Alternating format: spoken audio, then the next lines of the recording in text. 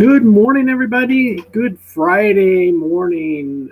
This is Rob Borden. I am on the staff here at Summit Church Durango, and I am back to do devotion on every other Friday. We're kind of getting back into a little bit more of a regular schedule this week, this month, really, as kind of the late summer vacations wind down, and we've been switching and covering for each other and all that, but I think you'll see now for a while that we're all kind of back into our routine, which for me is every other Friday, rotating with Jake Forsyth, who will be here next week and was here last week. So it's great to have you with us, whether you're watching live or via recording later on.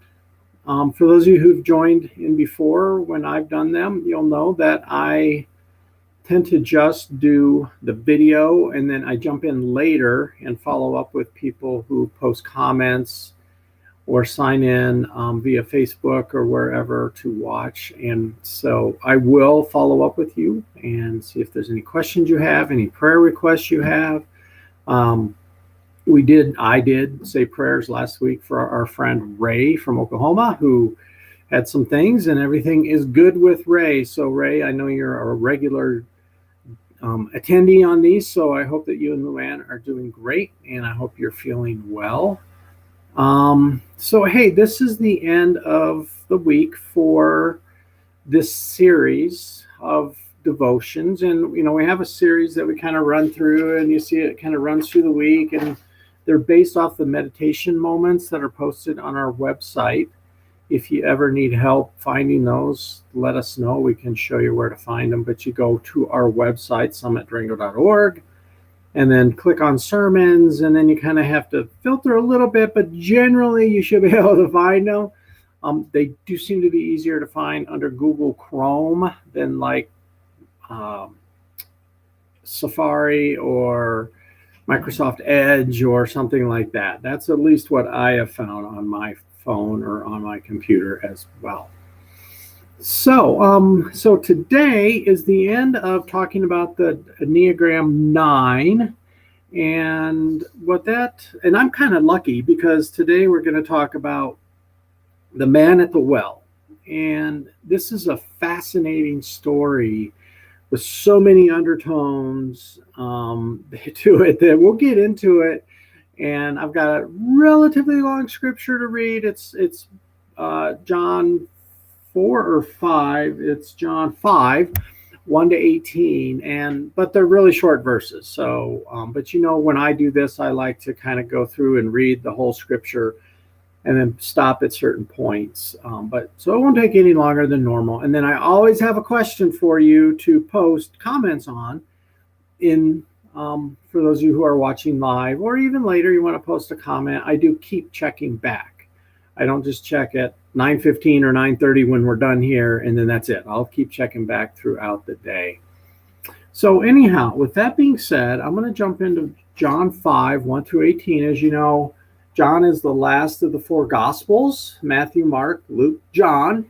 And John was quite the interesting character, to say the least. I know that's kind of one of the most famous, interesting, special names in the Bible. And many of you, there's a lot of great stuff that comes from the book of John.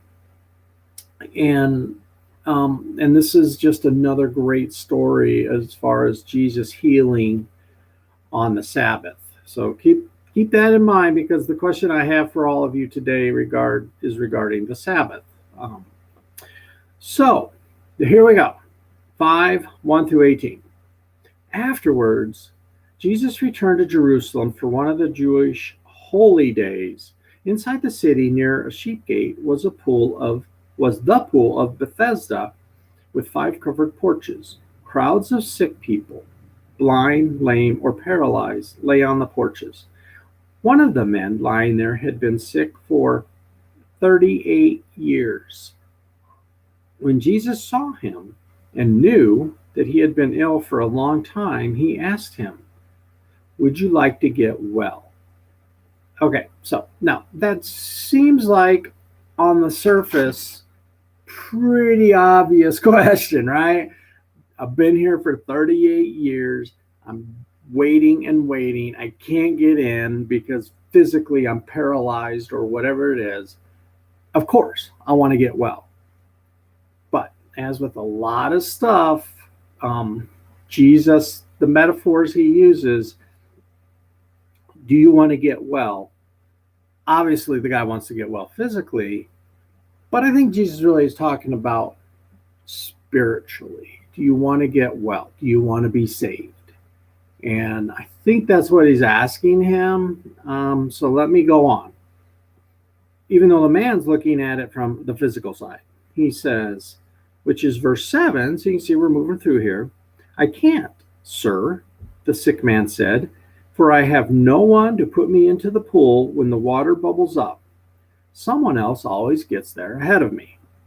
Now, this is like a Jesus eye rolling point. I think I could just see, out of exasperation for the man's situation and for the lack of care and love by others, compassion, that Jesus just like went and rolls his eyes. And he says, stand up, pick up your mat and walk. It's almost like, dude, you don't have to get in the water. Just stand up and walk. And of course, he does. I mean, I don't know if you could see that or you could envision that. And I don't know that Jesus ever rolled his eyes or got frustrated, or I'm sure he did, but but I can just see that happening. So instantly, the man was healed. He rolled up his sleeping mat and began walking. But this miracle happened on the Sabbath. So the Jewish leaders objected. Well, of course, because they're threatened. Here's this guy, this Messiah, self-proclaimed Messiah, who comes in and is healing people, and it's like, ooh, that's not good for us, because we want people to think we're the greatest. And we do things for people, and really, they don't. Or for the most part, they don't, or they're more in it for themselves. Jesus just heals. They said to the man who was cured, you can't work on the Sabbath. I mean, really? The law doesn't allow you to carry that sleeping mat. I mean, talk about please define the Sabbath for me, please. I mean, maybe for most of us, for me, it says observe and honor the Sabbath. That means you don't work. Okay, that seems pretty clear, pretty black and white. I mean, for those of us in my age generation or older, you remember back in the day, gas stations were closed on Sundays, grocery stores were closed on Sundays, things like that. So if you wanted something on Sunday, you better get it on Saturday because you're out of luck. And if you needed to go somewhere and your gas tank was on empty or close to it, well, you are not going because you're not going to be able to get gas on a Sunday. So I think that there's a general sense of just honoring the Sabbath. But picking up your sleeping mat and walking with it seems a little bit extreme to say you can't work and that is considered work. But whatever, that was back in the day. But he replied, the man who was healed replied, the man who healed me, Jesus, told me to pick up your mat and walk. Who said such a thing as that? They demanded. The man didn't know. Jesus just disappeared into the crowd. But afterwards, Jesus found him in the temple and told him, now you are well, so stop sinning or something even worse may happen to you. Then the man went and told the Jewish leaders it was Jesus who had healed him. So there's that phrase, you've probably heard it before, go and sin no more. I mean, it's basically, it might even be that verse. I'm not sure, but it's pretty much the same thing. So the Jewish leader began harassing Jesus for breaking the Sabbath rules. But Jesus replied, my Father is always working. So am I. So the Jewish leaders tried all the harder to find a way to kill him, for he not only broke the Sabbath, he called God his Father, thereby making him equal with God. I'm going to go on just as happens with me. Sometimes I start to read a verse and I kind of keep going, because it's so interesting and fascinating and helps in my growth and on my journey. So on 19 and 20, so Jesus explained, I tell you the truth, which when Jesus says that, you better listen, because he says that quite a few times in Scripture. I tell you the truth. The Son can do nothing by himself. He does only what he sees the Father doing. Whatever the Father does, the Son also does. Which, boy, isn't that kind of true just in our own human relationships? As a parent, for those of you who are parents, your kids are watching everything you do, and more than likely they're going to grow up and do some of the same things you do. Although, how many times have you said to yourself, oh, my parents used to do that and I hated it, but yet sometimes we still do that as once we become adults and once we are parents ourselves. For the Father loves the Son and shows him everything he is doing. In fact, the Father will show him how to do even greater works than healing this man. Then you'll truly be astonished. So, I mean, many of you are familiar with the miracles and the healing and all those things that Jesus performed, and some of them, obviously, most of them, if not all of them, were amazing and astonishing and just inspiring. Just the things that he did, he had the power to do. And of course, he got that power from his Father, who is God. And he always did it just for his love for his fellow man and his compassion and his sympathy or empathy for people. Just like in this case where the guy had been there 38 years, which Jesus knew. He'd at least been there a long time. And he just said, just pick up your mat and go. And that's what the guy did. I mean, who wouldn't do that? So my question for you to think about and comment on if you want, and I will respond, goes back to how do you observe the Sabbath? And boy, in our world today, don't you find that very difficult to do? I know I do, because sometimes it just seems like every day kind of runs and bleeds into the next day and the next week and the next month. And the next thing you know, it's like a lifetime has passed.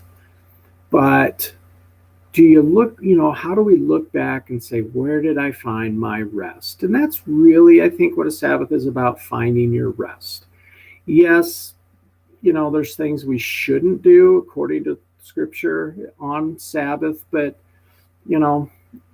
everybody's got a different take on it. So if you don't mind commenting, what is your practice? What is your belief? What are your habits or routines on the Sabbath, which for most of us in Protestant religion is on a Sunday? So, but, like I said, way back at the beginning, gas stations were closed back in the day. Grocery stores were closed back in the day.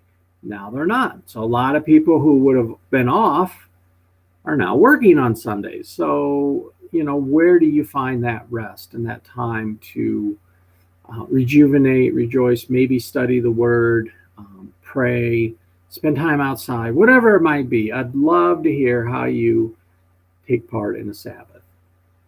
All right, so I'm going to wrap it up. It was great to be with you this morning.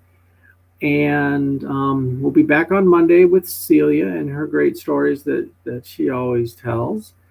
And we do have our last outdoor worship service this Sunday at 9 o'clock. And then again, we start indoor, in-person worship the weekend of October 3rd and 4th. So you'll start to see more information come out about that next week. And then we will have to take RSVPs for that, because we are limited to only 50 people per service.